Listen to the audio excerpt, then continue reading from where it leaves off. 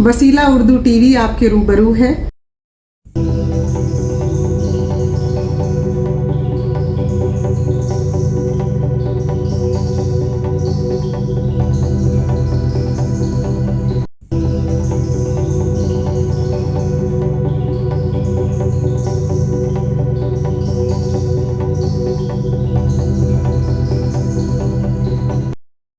हैदराबाद शहर से ताल्लुक़ रखने वाली हमारी अगली मकालात निगाह मोहतरमा रफ़िया मशीद से मेरी गुजारिश होगी कि वो तशरीफ़ लाएं और अपना मकाला पेश करें। मैं एक सोशल एक्टिविस्ट हूँ, तो ज़्यादातर मेरी नज़र मसाइल पे रहती है, इसीलिए आज मेरे मकाले का इन्वान है सहाफ़त में ख़वातीन की सूरत हाल और उन्हें दरपेश मसाइल, एक मुख्तसर जायज़ा। मार्च का महीना दुनिया के कई मुल्कों में माह ख़वातीन के तौर पर मनाया जाता है और इस साल 26 मार्च 2022 को उर्दू सहाफ़त अपने 200 साल मुकम्मल कर चुकी है। इस ज़मीन में दुनिया के बेशतर ममालिक में मुख्तलिफ प्रोग्राम्स और जश्न का इनेकाद अमल में लाया जा रहा है। बज़म इंटरनेशनल का ये बावक़ार जश्न उर्दू सहाफ़त के ज़रिए बहुत अच्छा मौका मिला है ज़राए इब्लाग़ में ख़वातीन का किरदार, इनकी सूरत हाल और इनके मसाइल के बारे में तहक़ीक़ी जायज़ा लेने का, साथ ही मीडिया में मुस्लिम ख़वातीन की मुस्बत तस्वीर को सामने लाने का, जिसकी के अशद ज़रूरत है। कुछ बरस पहले तक मीडिया में ख़वातीन की नुमाइंदगी कम थी और ये एहसास होता था कि इस मैदान में ख़वातीन बहुत पीछे हैं, लेकिन ऐसा नहीं है। वो इस मैदान में भी आगे आ गए हैं, मगर उन्हें और बहुत आगे जाना है। जो हौसला अफजा बात है वो ये कि ख़वातीन की एक खेप इलेक्ट्रॉनिक मीडिया में आई है और ख़वातीन का बहैसियत anchor persons, newscasters, directors, current affairs वगैरह के किरदार नुमाया है। जर्नलिज्म में काफ़ी प्रोफेशनल ख़वातीन हैं, मगर उर्दू जर्नलिज्म में इनकी तादाद बहुत कम है, जिसकी वजह ख़वातीन को दरपेश मसाइल हैं।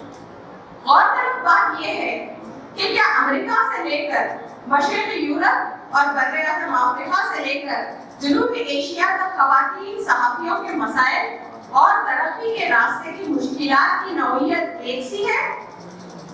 अमेरिका समेत मगरबी मुल्कों में भी सहाफ़त कोई आसान पेशा नहीं समझा जाता, लेकिन पाकिस्तान, अफगानिस्तान, यमन और भारत के ख़वातीन सहाफ़ियों और उनके हालात और मसाइल तरक्की याफ्ता मगरबी मुल्कों से मुख्तलिफ हैं।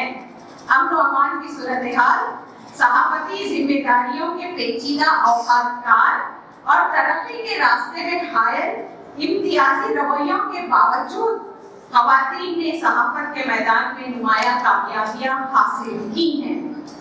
एक अमेरिकी तंजीम इंटरनेशनल वुमेन्स मीडिया फाउंडेशन और जॉर्ज वाशिंगटन यूनिवर्सिटी की एक मुश्तरका तहक़ीक़ी रिपोर्ट में कहा गया है कि दुनिया के मुख्तलिफ हिस्सों के ज़राए इब्लाग़ में ख़वातीन को काम और तरक्की के रास्ते में कई तरह की मुश्किलात का सामना करना पड़ रहा है। गुज़िश्ता चंद बरसों से हिंदुस्तान दुनिया भर में सहाफ़ियों के लिए सबसे खतरनाक और पाबंदियों में जकड़े ममालिक में से एक बन गया है। कमेटी टू प्रोटेक्ट जर्नलिस्ट के मुताबिक 2021 में दुनिया के मुख्तलिफ हिस्सों में हलाक होने वाले 27 सहाफ़ियों में से 5 का ताल्लुक भारत से है। 2019 के इंतखाबात में जब बरसरे इक़्तिदार पार्टी ने भारी अक्सरियत से कामयाबी हासिल की, तब से मुबैना तौर पर मीडिया पर हिंदू कौम परस्तों का हुकूमती लाइन पर चलने के लिए दबाव बढ़ गया है।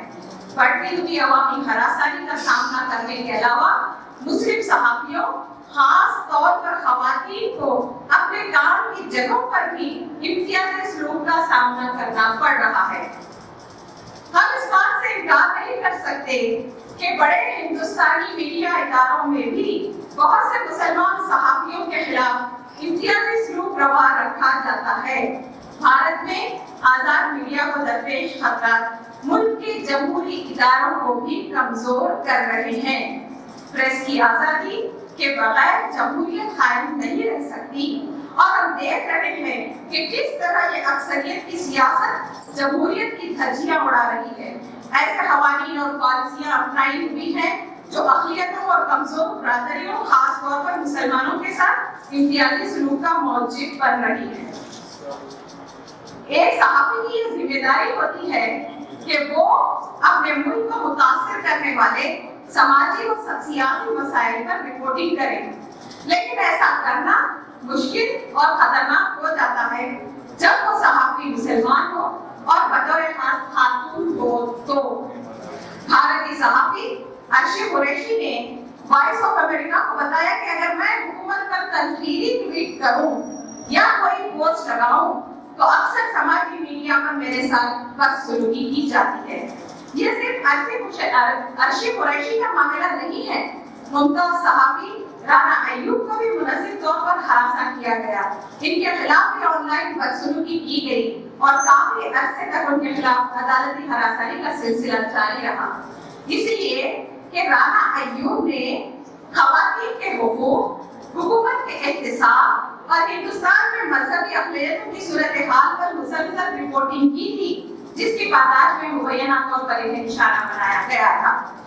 اس سلسلے میں رانا ایوب نے ٹویٹر پر لکھا تھا کہ وہ ہمارے وجود، ہماری رپورٹنگ، ہماری رائے کو معمولی قرار دیتے ہیں، لیکن ساتھ ہی اپنے تمام پسندیدہ anchors, prime time shows, Twitter page, right feeding echo system, propaganda website اور لیڈروں کو ایک صحافی کے خلاف اپنے دفاع میں لگا دیتے ہیں۔ اس طرح کی آن لائن ہراسانی نہ صرف ناخوشگوار ہوتی ہے بلکہ اس کے اثرات ان کی اصل زندگی پر بھی پڑتے ہیں۔ یہ ایسے ہی ہے جیسے اکثر و بیشتر مرد حضرات اپنی طاقت اور مردانگی کا مظاہرہ کر کے خواتین کی آواز کو دبا دیتے ہیں۔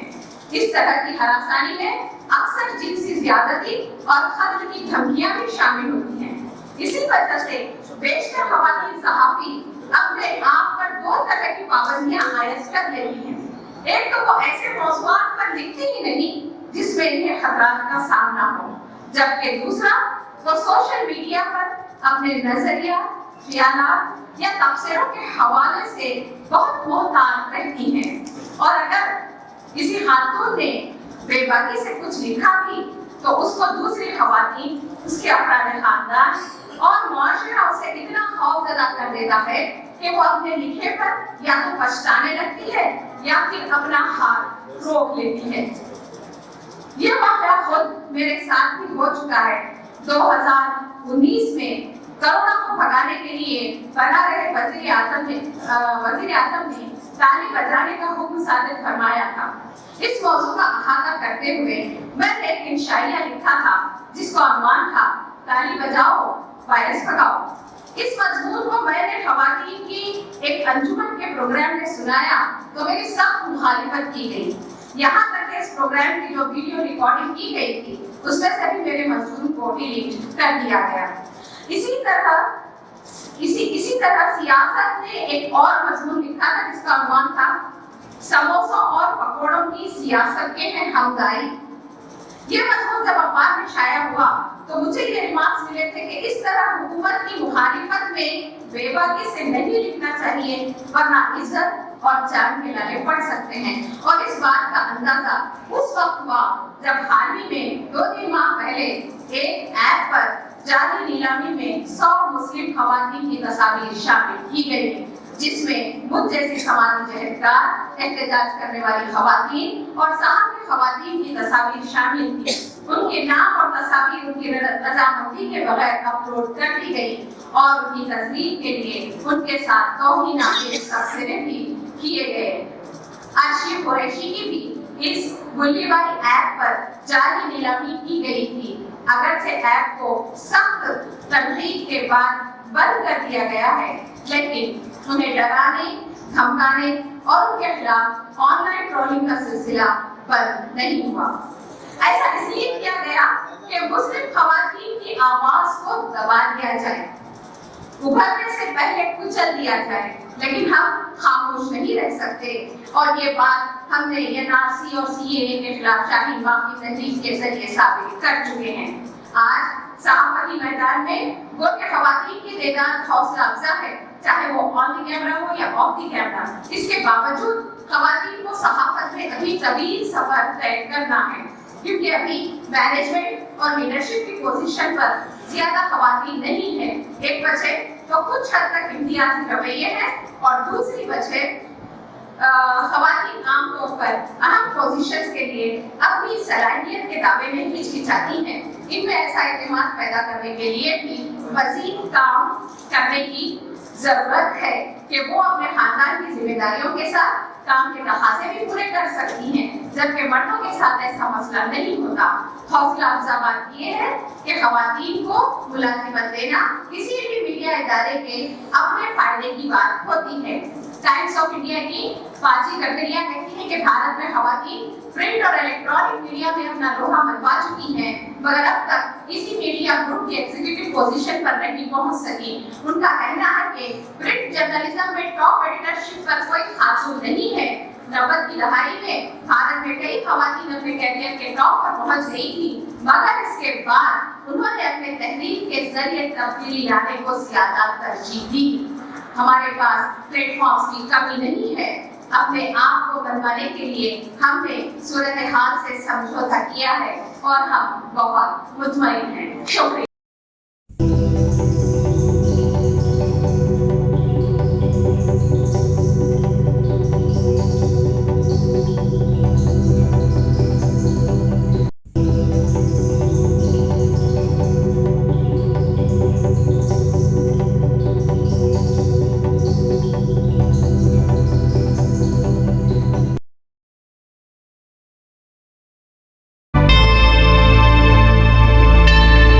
Subscribe to my channel and also press this bell icon so you can get latest video notifications.